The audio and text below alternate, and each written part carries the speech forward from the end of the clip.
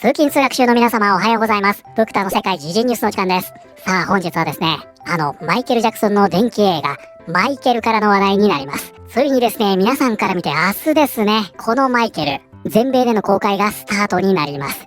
そんな中、レビュー解禁というのが行われまして、批評家たちの批評が一斉に出てまいりました。ロッテントマトのスコアも出ましてね、これがですね、前代未聞の大酷評になっていたと、こういうわけなんですね。その一方、興行収入の予測というのも出ているんですが、こちらもね、大変なことになっているようです。本日は一体何が起きているのか、詳しく見ていきたいと思います。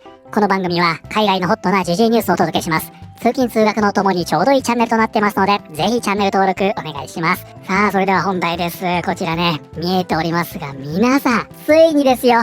ついにマイケルが公開になります。皆さんから見て明日ですね、4月24日から海外で公開ですね。ちなみに日本はですね、こちら見てください。遅いんですね。6月12日ということで、まだまだ先になりますが、海外ではですね、明日から公開がスタートになります。で、このね、詳細につきましては以前、こちらの動画で見ておりますので、この動画の後でも構いませんのでね、ぜひご覧になってください。このマイケル・ジャクソンね、そっくりさんではなくって、マイケル・ジャクソンの実際の甥ですね。ジャファー・ジャクソンと言いますが、彼が演じることになりまして、そもそもですね、彼は、その声がね、マイケル・ジャクソンそのものなので、このキャスティングは本当に素晴らしいと称賛されていたんですね。なんですが、レビュー解禁されてみますとですね、それは酷評となっておりまして、この電気映画というジャンルで見ても、限りなく最低クラスのスコアになっていたと、こういうわけなんですね。マイケル・レビュー、ありきたりなジャクソン電気映画は、バードライズされ、そしてひどい。ということで早速ですがこちらですね。バードライズとあります。こちらが本日のキーワードになります。Bowdlerize。本や劇、映画から不適切または攻撃的とみなされる言葉や部分を削除すること。ということでこちらのバードライズというのは削除する、改変するという意味になります。つまり検閲するという意味ですね。で、このワードはですね、語源が人名です。こちらですね、トーマス・バードラー。この人はね、1700年代の医師であり、編集者だったと言われていますが、まさにね、ここにありますよ。ファミリー・シェイクスピア。これを出版した人物なんですね。で、これはどういったものかと言いますと、もうね、このままです。シェイクスピアのね、様々な表現、例えば性的な表現だったり、暴力表現、不謹慎と思われる表現、これらをですね、全部削除しまして、ファミリー向けに編集したんですね。これがね、ファミリー・シェイクスピアと言われているもので、これが語源となっています。つまり、不適切なもの、これらを削除し、丸くする。これをバードラーする。こう表現するようになったんですね。ですので、検閲と言いますとね、センサーと言ったりもしますが、それはなんて言うんですかね、黒塗り的な、不当に情報を隠すみたいなニュアンスってあるでしょ。それよりは、表現を丸くするみたいな、こういったニュアンスですね。ただ日本語の場合はね、これ、検閲と訳してもほとんどの場合問題ないんじゃないかなと思いますが、不適切な表現を削除、または無難なものに書き直す。これをバードライズと言います。ということでこちらは、マイケル・レビュー。ありきたりなジャクソン電気映画は、無味で、無難になり、そしてひどい。そしてこちら BBC はね、さらに痛烈です。批評家は、マイケル・ジャクソンの映画は、ホワイトウォッシュされ、不謹慎だと述べている。批評家たちはこのマイケル・ジャクソンの電気映画をホワイトウォッシュだと評しており、複数のレビューでは彼の人生とキャリアを無難な形で描いていると指摘している。甥であるジャファー・ジャクソンがマイケルでキング・オブ・ポップを演じており、この作品はジャクソン5での成功からソロとしての大成功に至るまでの軌跡を描いている。ということでね、ここからはね、様々な批評家たちの反応というのをまとめているんですが、それはひどいものとなっています。でね、批判の中心はやはりここですね。テレグラフのロビー・コリンは、この作品をホワイトウォッシュだと評し、疑惑への言及を避けている点は致命的な問題だと付け加えた。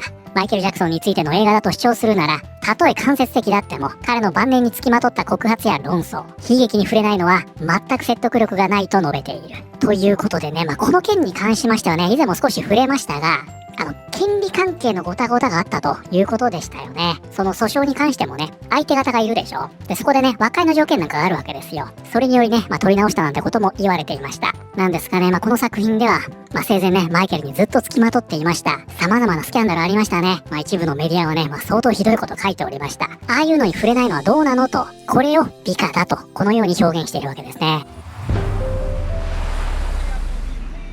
で、こちらね、ディスアッセングフィルムがこれを伝えているんですが、マイケル・ジャクソンがロッテントマト 27% でデビューということで、こちらこれスクショになりますが、このマイケルですね、ロッテントマト 27% デビューとなりました。で、これがですね、どれだけ低いスコアかと言いますと、こちらにですね、音楽電気映画のロッテントマトのスコアのランキングというのがあるんですね。で、こちら1位がね、ティナ・ターナー。これね、97%、88% ということで、すごいでしょ。これが1993年の作品ですね。で、その下がね、バーバラ・ストライサンド。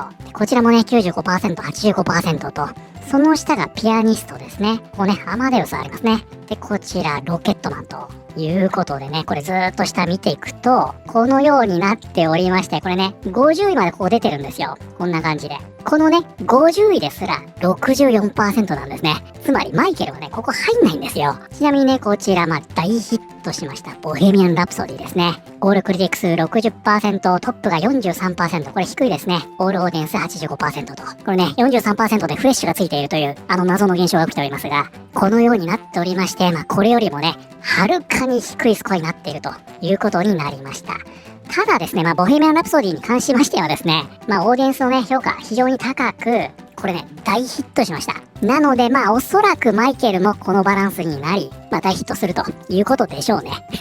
スーパーマリオとね、同じような状態になるんじゃないかなというように、プクタは思っておりますが、このマイケルですね、ひどいことになったわけですよ。ちなみにね、これ下を見ればキリがありませんで、こちらね、ブリトニー・エバー・アフター、つまりはブリトニー・スピアーズの電気映画ですね。これはですね、大酷評されまして、見てください、これ。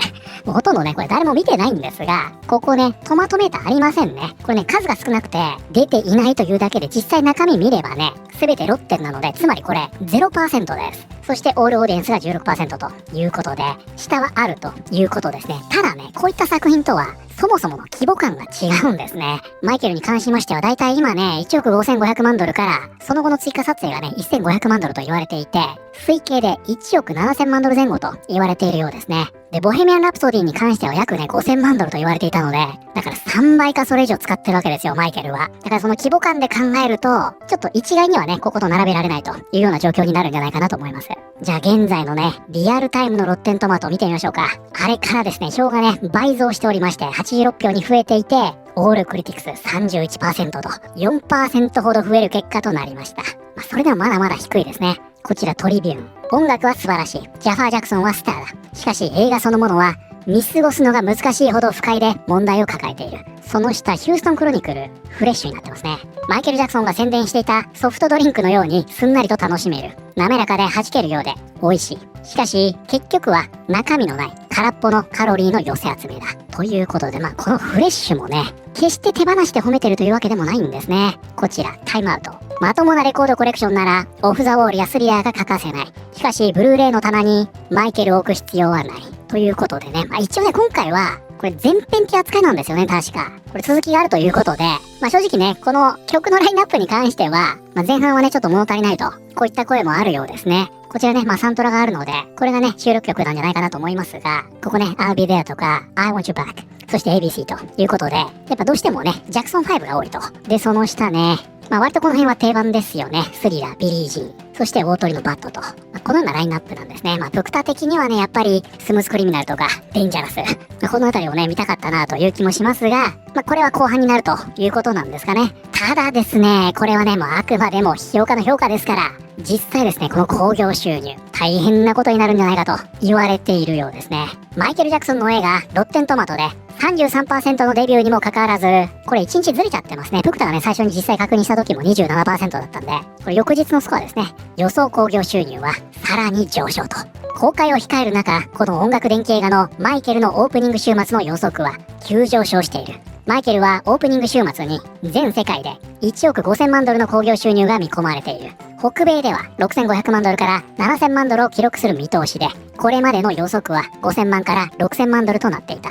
海外では7500万ドルから8000万ドルの興行収入が予測されている。4月初旬の時点ではオープニングは6000万ドル程度と見られていた。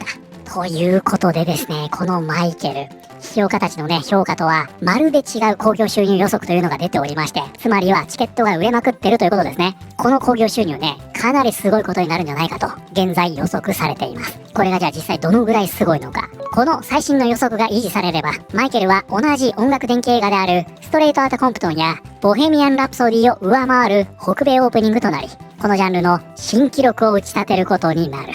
ということで、先ほど見ましたね。低予算ながら大ヒットを記録しましたボヘミアン・ラプソディ。もしこの予測が維持されるならば、これを超えるんじゃないかと、現状言われているんですね。じゃあそのね、ボヘミアン・ラプソディ、最終的にね、いくら稼いだのか、それがね、こちらになりますよ。ドメスティック国内が2億1000万ドル、海外がこれすごいですね。6億9000万ドル、そしてね、ワールドワイド、このトータルが9億1000万ドルということで、皆さん、これね、バジェット、先ほども言いましたが、5000から5500万ドルと言われているので、もう何倍稼いでるんだって話でしょ。すごいことになったんですね。で、マイケルの場合はね、これよりもはるかに高いバジェットだと、このように言われておりますが、現状ですね、オープニングの興行収入は、このボヘミアン・ラプソディを上回る可能性があると。国内ではね、海外への訴求力もマイケルであればね、遜色ないとは思いますが、このように言われているようです。ではこちらね、先ほどのデスタスングフィルムのこのポストのリップ見ていきたいと思いますが、これね、必ず出てきますね。エミリア・ロペス。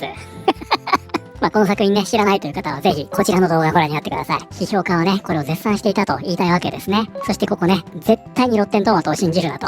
これね、このチャンネルではね、たびたび言ってるんですが、ロッテントマトのスコアというのは、その、真正面から見ちゃダメですよ、皆さん。様々なバイアスというのがありまして、それらを踏まえて、自分なりの基準を作ってみる。これがロッテントマトの正しい使い方だと思っているので、プクタこれね、ほんと何度も言ってきてるんですけどね、これ。だから、こういったジャンルの場合は、批評家はこういったバイアスがかかるから、このスコア帯が意味するところは、つまりこの映画というのは、こういったものなんだな。こういった見方ができるようになると、一つの基準としてね、参考にはなりますので、彼らが理解したことのないレガシーを数値化しようとしているのを見るのは、正直かなり悲しい。この低評価は映画ではなく、彼ら自身の限界を映しているに過ぎない。ここね、トマトメーターなんてクソくらえと。27% は完全に嘘だろ。本当に分かってるやつなら、これはボヘミアン・ラプソディ以来の最高の電気映画になるはずだ。批評家はマイケルをキャンセルできなかったから怒っているだけなんだ。ちなみにね、こちら IGN、これ見てください。すごいでしょ。これね、10点満点ですよね、確か。3点ということで、ここね、awful、ひどいというように書いてますね。いや、皆さん、これ、期待できるかもしれませんよ。逆に、その下ね。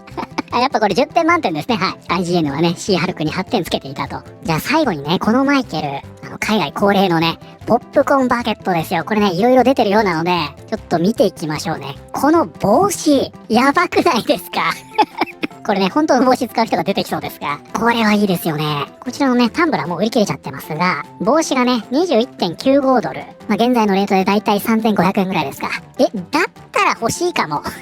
これでも本当に帽子サイズなんでね、これいいですね。それがね、ほら、ここにあるんですよ、これ。ちょっとね、このマイケル関連のプロモーション、必ず音がかかってるんで流せないんですが、これね、良さそうでしょう。ということでね、日本でもこちら、発売していただけたら、プクタは 100% 買えますが、ぜひね、お願いしたいところです。はい、ということで本日はですね、ついに間もなく公開となります、マイケル・ジャクソンの電気映画、マイケル。このレビューが解禁となったんですが、批評家からは大酷評。しかし、興行収入予測は、音楽電気映画として、新記録を樹立するのではないかと言われている、という話題を見てまいりました。いかがだったでしょうか。